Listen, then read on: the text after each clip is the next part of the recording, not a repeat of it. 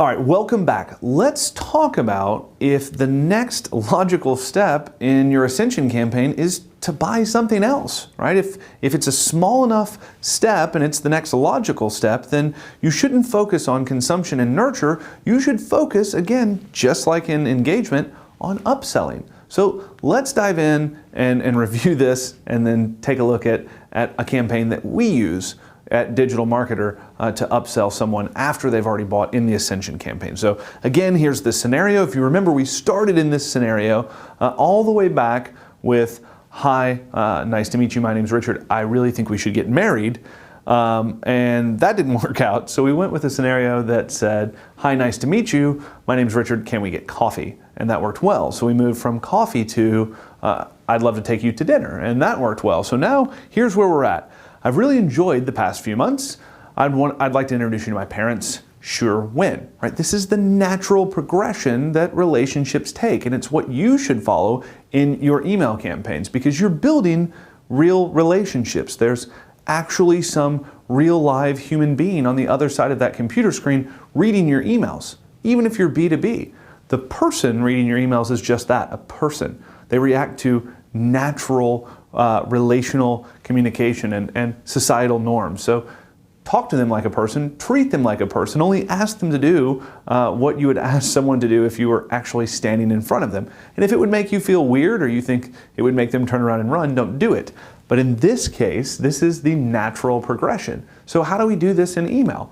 Well, let's take a look at one of Digital Marketer's campaigns. Now, in this case, Digital Marketer has a free piece of content, a blog post template.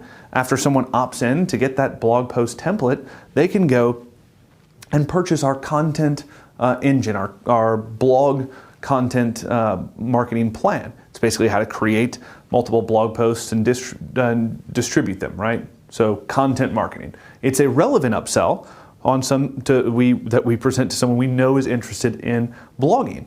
Now, people buy that.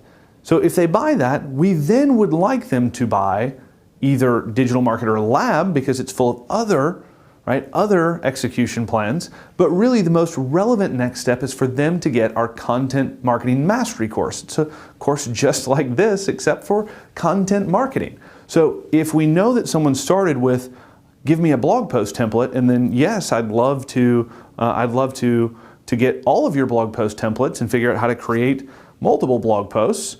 Now the next logical step is for them to become certified as a content marketing master, take the content marketing mastery course. So that's what we're going to do here. We're going to walk through that process.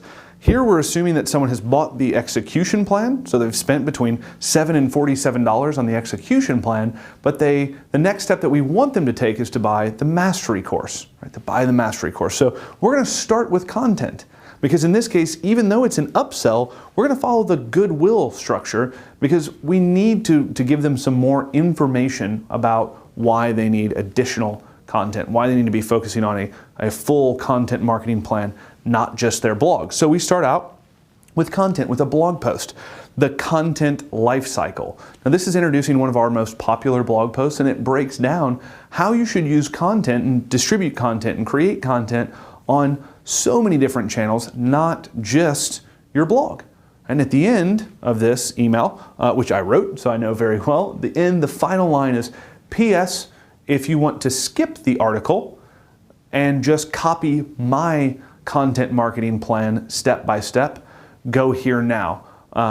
You can even save 50% for the next few days. So there's it should maybe say content plus CTA, because at the end of the very long email, there's a small PS that says, if you're really engaged, if you really are excited about this whole content lifecycle thing, go over here. But the primary goal of this is to get them to agree that one, I'm adding additional value over and above the purchase that they made and I delivered.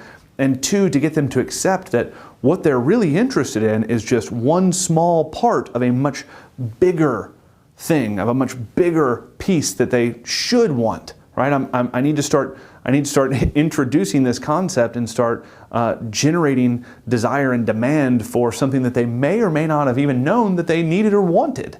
That's my job. That's the job of this upsell campaign. So it's a little bit more heavy lifting on the front end.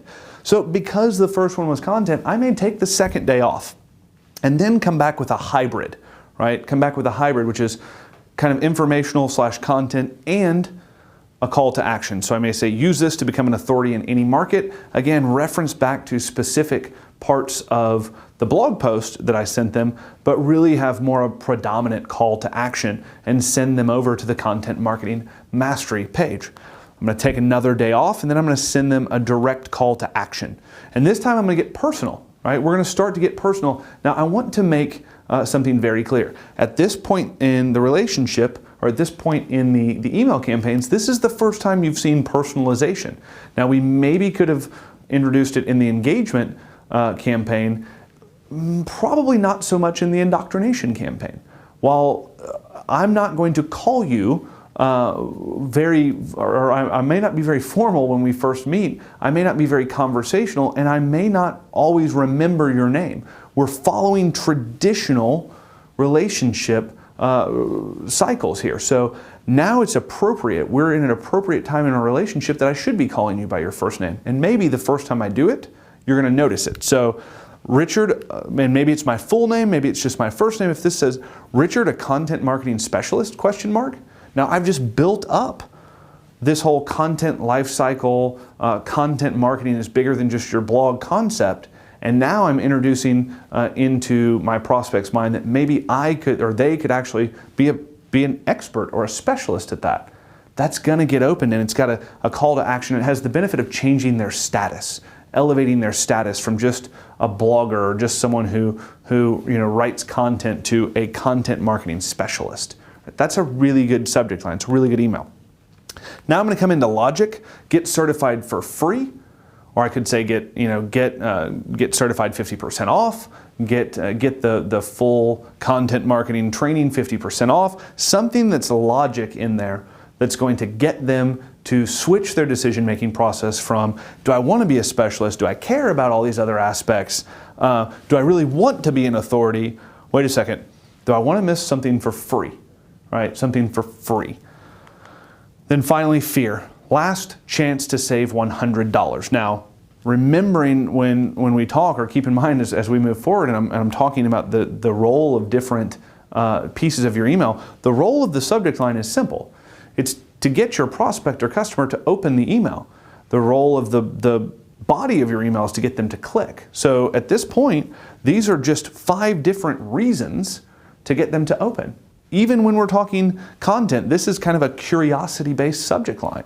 What is the content life cycle, right? What am I going to use to become an authority? How can I become a content marketing specialist? So each one of these has kind of a different reason that they should open, and then it's the job of the body to get the click over.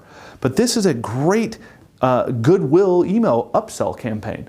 If I were to send this, and I know because I do, I send this to every person who buys the content engine execution plan, but does not take the content marketing mastery course and certification. This campaign converts people very quickly that have started that buying process and stopped. They started on the customer journey, on a very specific journey for a specific product or topic, and they stopped. Right? Maybe they stopped after convert, but didn't get excited to move on to ascend.